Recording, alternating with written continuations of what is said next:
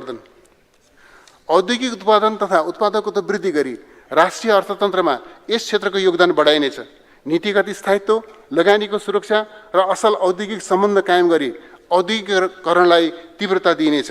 व्यावसायिक वातावरणमा सुधार गरी निजी लगानी प्रवर्धन गर्न र रोजगारी सृजना गर्न आवश्यक कानुनी, नीतिगत र प्रक्रियागत सुधारलाई उच्च प्राथमिकता दिइनेछ। लघु, घरेलु, साना र मझौला उद्योगको प्रवर्धन गरी उत्पादित वस्तु र सेवाको ब्रान्डिङ गरिनेछ। उद्योग क्षेत्रमा नवीनतम प्रविधि प्रोत्साहन गर्न र इन्डस्ट्री 4 को अवधारणा कार्यान्वयन गर्न सहयोग र सहजीकरण गरिनेछ। काम खोज्ने होइन, काम दिने युवाको सङ्ख्या वृद्धि गर्न नवप्रवर्तनमा आधारित स्टार्टअप उद्यमशीलता प्रवर्धन गरिनेछ। जेनजी पुस्तालाई उद्यमशील र व्यावसायिक बनाउन सरकार, विश्वविद्यालय र निजी क्षेत्रसँगको सहकार्यमा इन्क्युबेसन सेन्टर सञ्चालन गरिनेछ। स्टार्टअप उद्यमीलाई सिप विकास, व्यवसाय विस्तार, बजारीकरण र मूल्य श्रृङ्खलामा आबद्ध गर्न सहुलियतपूर्ण कर्जा कार्यक्रम विस्तार गरेको छु। यसका लागि 3% ब्याज दरमा ऋण उपलब्ध गराउन रु 73 करोड विनियोजन गरेको छु।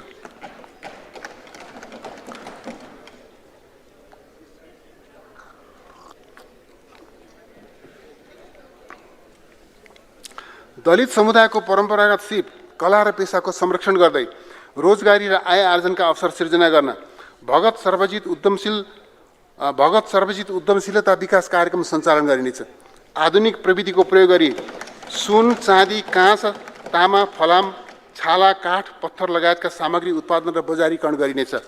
यसका लागि पुँजीगत अनुदान र सहुलियतपूर्ण कर्जा र सिप विकास तालिम उपलब्ध गराउन रु 50 करोड विनियोजन गरेको छु। सुन चाँदीको गहना निकासी गर्ने उद्योगलाई बन्डेड वेयरहाउसको सुविधा उपलब्ध गराइनेछ। यस्ता उद्योगले निकासी मूल्यको न्यूनतम 50% विदेशी मुद्रा अग्रिम भुक्तानी प्राप्त गरेमा सो रकम बराबरको सुन चाँदी खरिद गर्न सक्ने व्यवस्था मिलाइनेछ। उद्योग व्यवसाय सम्बद्ध सार्वजनिक सेवालाई सरल, सहज र प्रविधि मैत्री बनाइनेछ। कम्पनीको दर्तादेखि बहिर्गमनसम्मका सबै कार्य एकल बिन्दुबाट सम्पादन हुने व्यवस्था मिलाइनेछ। विशेष आर्थिक क्षेत्र र औद्योगिक क्षेत्रमा नयाँ उद्योग स्थापना गर्ने अनुमति प्राप्त गर्ने उद्योगहरूलाई सुरुका 3 वर्षको भाडा छुट दिइनेछ। विशेष आर्थिक क्षेत्रको मासिक भाडा दर प्रति वर्ग मिटर रु 20बाट घटाई रु 5 कायम गरिनेछ। औद्योगिक क्षेत्रका उद्योगले उत्पादनको 30% भन्दा बढी निर्यात गरेमा विशेष आर्थिक क्षेत्रका उद्योग सरहको सुविधा दिइनेछ। औद्योगिक क्षेत्र निर्माण गर्ने कम्पनीलाई जलविद्युत उत्पादन कम्पनी सरह र त्यस्तो औद्योगिक क्षेत्रमा स्थापना हुने उद्योगलाई विशेष आर्थिक क्षेत्रका उद्योग सरहको सुविधा उपलब्ध गराइनेछ। औद्योगिक क्षेत्रको लागि निर्धारित मासिक भाडा दरमा 50% कटौती गरिनेछ। औद्योगिक पूर्वाधार निर्माणका लागि रु 1 अर्ब 55 करोड विनियोजन गरेको छु। काठमाडौँ उपत्यकामा सञ्चालित उद्योगहरूलाई उपत्यका बाहिरका औद्योगिक क्षेत्रमा स्थानान्तरण गरी राजधानीको प्रदूषण नियन्त्रण गर्न प्रोत्साहित गरिनेछ। यस्ता उद्योगहरूलाई निःशुल्क लिजमा जग्गा उपलब्ध गराउने व्यवस्था मिलाएको छु। जग्गा प्राप्ति र हदबन्दी सम्बन्धी कानुनको पुनरावलोकन गरिनेछ। उद्योग, व्यवसाय, कृषि फर्म र हाउसिङ अपार्टमेन्टका लागि हदबन्दीभन्दा बढी जग्गा खरिद गर्न पाउने व्यवस्था मिलाइनेछ। अनुमति प्राप्त गरी निर्माण सम्पन्न भएका तर हदबन्दीका कारणले बिक्री हुन नसकेका हाउसिङ तथा अपार्टमेन्टहरू बिक्री गर्न पाउने व्यवस्था मिलाइनेछ। प्रत्यक्ष वैदेशिक लगानीका लागि नेपाललाई उत्कृष्ट गन्तव्य स्थलमा विकास गरिनेछ। लगानी सम्भावना भएका मुलुकहरूसँग लगानी प्रवर्धन एवं दोहोरो करमुक्ति सम्झौता गरिनेछ। वैदेशिक लगानी भित्र्याउने र नाफा फिर्ता लैजाने प्रक्रियालाई सरल बनाइनेछ। राष्ट्रिय प्राथमिकताको क्षेत्रमा वैदेशिक लगानी आकर्षित गर्न एङ्कर इन्भेस्टमेन्टको नीति लिइनेछ। सार्वजनिक निजी साझेदारीलाई सुदृढ बनाउन कानुनी सुधार गरिनेछ। लगानी बोर्ड अन्तर्गत स्वचालित एकल बिन्दु सेवा केन्द्र स्थापना गरिनेछ। प्राथमिकता प्राप्त क्षेत्रका आयोजनाहरूमा लगानी आकर्षित गर्न भायबिलिटी ग्याप फन्डिङको व्यवस्था गरिनेछ। लगानी बोर्डले सङ्घका साथै प्रदेश र स्थानीय तहमा समेत सार्वजनिक निजी साझेदारीको अवधारणा अनुरूप स्रोत व्यवस्थापन, आयोजनाको छनौट र कार्यान्वयन गर्न सक्ने व्यवस्था गरिनेछ। यसका लागि लगानी बोर्ड अन्तर्गत सार्वजनिक निजी साझेदारी निर्देशनालय स्थापना गरिनेछ। नेपालमा लगानी गर्ने विदेशी लगानीकर्ता, बहुराष्ट्रिय कम्पनी, अन्तर्राष्ट्रिय संस्था र तिनका शाखाले कार्यालय वा आवास प्रयोजनका लागि भवन वा अपार्टमेन्ट लिजमा लिन पाउने कानुनी व्यवस्था गरिनेछ। लगानी बोर्डको संस्थागत क्षमता विकास गरिनेछ। आर्थिक वर्ष 2082-83 भित्र निजी क्षेत्रसँग रु 7 खर्ब बराबरको परियोजना विकास सम्झौता र रु 4 खर्ब बराबरका आयोजनाको निर्माण कार्य थालिने गरिनेछ। लगानी बोर्ड नेपालका लागि रु 74 करोड विनियोजन गरेको छु।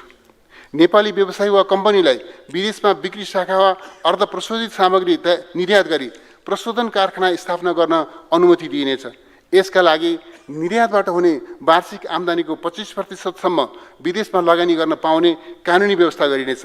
यस्तो व्यवसायबाट आर्जन हुने मुनाफाको 50% देशभित्र फिर्ता गर्नुपर्ने व्यवस्था गरिनेछ। विदेशमा गरिने लगानी स्वीकृतिको जिम्मेवारी लगानी बोर्डमा रहने व्यवस्था गरिनेछ। नेपाली नागरिकले विदेशी कम्पनीलाई प्रविधि वा विशिष्ट प्रकृतिको ज्ञान वा सेवा उपलब्ध गराए बापत स्वेट सेयर लिन पाउने कानुनी व्यवस्था गरिनेछ। लगानी बोर्ड मार्फत सार्वजनिक निजी साझेदारीमा झापाको दमक स्थित औद्योगिक पार्कको निर्माण सञ्चालन व्यवस्थापन गरिनेछ। कञ्चनपुरको दैजी, बाँकेको नौबस्ता, दाङको लक्ष्मीपुर, रूपन्देहीको मोतीपुर, चितवनको शक्तिखोर, मकवानपुरको मयूरधापमा लगानी बोर्ड मार्फत निजी क्षेत्रको सहभागितामा आधुनिक औद्योगिक क्षेत्रको निर्माण गरिनेछ। पाँचखाल र सिमरा स्थित विशेष आर्थिक क्षेत्रलाई निजी क्षेत्रको सहभागितामा सञ्चालन गरिनेछ। तुलनात्मक र प्रतिस्पर्धात्मक लाभका वस्तु लक्षित निर्यात रणनीति अवलम्बन गरिनेछ। व्यापार पूर्वाधारको विकास र प्रविधि हस्तान्तरणमा प्राथमिकता दिइनेछ। निजी क्षेत्रसँगको सहकार्यमा मेक इन नेपाल र मेड इन नेपाल अभियान सञ्चालन गरिनेछ। भैरवाको एकीकृत जाँच चौकी र रसुवाको टिमोरीमा सुक्खा बन्दरगाहको निर्माण सम्पन्न गरी सञ्चालनमा ल्याइनेछ। कञ्चनपुरको दोधारा चाँदनीमा सुक्खा बन्दरगाह निर्माण कार्य अगाडि बढाइनेछ। भौगोलिक अध्ययन भई पहिचान गरिएका पेट्रोलियम, तामा, फलाम, म्याग्नेसियम, फोस्फोराइड, क्वार्ज र कीमती पत्थर लगायतका खानीजन्य वस्तुको इन्भेन्ट्री तयार गरिनेछ। दैलेखको पेट्रोलियम अन्वेषण कार्य सम्पन्न गरी नमुना परीक्षण प्रतिवेदनका आधारमा व्यावसायिक उत्पादन सुरु गरिनेछ। पाल्पा, सुनसरी र दाङमा पेट्रोलियम पदार्थको अन्वेषण सुरु गरिनेछ। अन्तर्राष्ट्रिय जगतबाट सक्षम अनुसन्धानकर्ता छनौट गरी रियल अर्थ मेटल्सको सम्भाव्यता अध्ययन गरिनेछ। आर्थिक वर्ष 2082-83 नेपालमा खानीजन्य वस्तुको अन्वेषण, उत्पादन र बजारीकरणको सम्भावना यकिन गर्न माइनिङ क्षेत्रका विज्ञहरूको सहभागितामा अन्तर्राष्ट्रिय सम्मेलन आयोजना गरिनेछ। प्राकृतिक तथा खानीजन्य वस्तुको व्यावसायिक उत्पादन र बजारीकरणमा निजी क्षेत्रलाई सहभागी गराइनेछ। वातावरणीय प्रभाव अध्ययनबाट उपयुक्त र आर्थिक दृष्टिले सम्भाव्य देखिएका खानीजन्य र नदीजन्य निर्माण सामग्रीको उत्खनन, प्रशोधन, आन्तरिक उपयोग र निर्यात गर्ने व्यवस्था मिलाइनेछ। अन्तर्राष्ट्रिय मापदण्ड अनुरूप गुणस्तर मापदण्ड निर्धारण गरी निर्यात गन्तव्य मुलुकहरूसँग पारस्परिक मान्यता कायम गरिनेछ। नेपालमा उत्पादित वस्तुको मापदण्ड निर्धारण तथा प्रमाणीकरण कार्यलाई व्यवस्थित र गुणस्तरीय बनाइनेछ। बौद्धिक सम्पत्तिको संरक्षण सम्बन्धी कानुनमा सामयिक सुधार गरिनेछ। उत्पादनमूलक पर्यटन र निर्माण उद्योगका साथै आवास विकास कम्पनीहरूका लागि सरल र सुलभ तरिकाले कार्यशील पुँजी कर्जा उपलब्ध गराउन सहजीकरण गरिनेछ। दुर्गम र पहाडी क्षेत्रमा खाद्यान्न र नुनको सहज आपूर्ति सुनिश्चित गरिनेछ। इन्धनको सहज आपूर्तिको लागि भण्डारण क्षमता विस्तार गरिनेछ। प्रदूषण नियन्त्रण र पेट्रोलको आयात न्यूनीकरण गर्न बायो इथानोल मिश्रण गर्ने व्यवस्था मिलाइनेछ।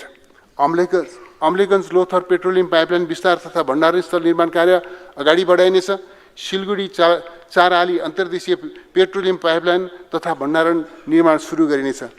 कालोबजारी, एकाधिकार, सिन्डिकेट र कृत्रिम अभाव सृजना गर्ने जस्ता अनुचित क्रियाकलाप नियन्त्रण गरी बजारलाई स्वच्छ, प्रतिस्पर्धी र उपभोक्ता मैत्री बनाइनेछ। उपभोक्ता अदालतलाई सबै प्रदेशमा विस्तार गरिनेछ। उद्योग, वाणिज्य तथा आपूर्ति मन्त्रालयका लागि रु 10 अर्ब 14 करोड विनियोजन गरेको छु।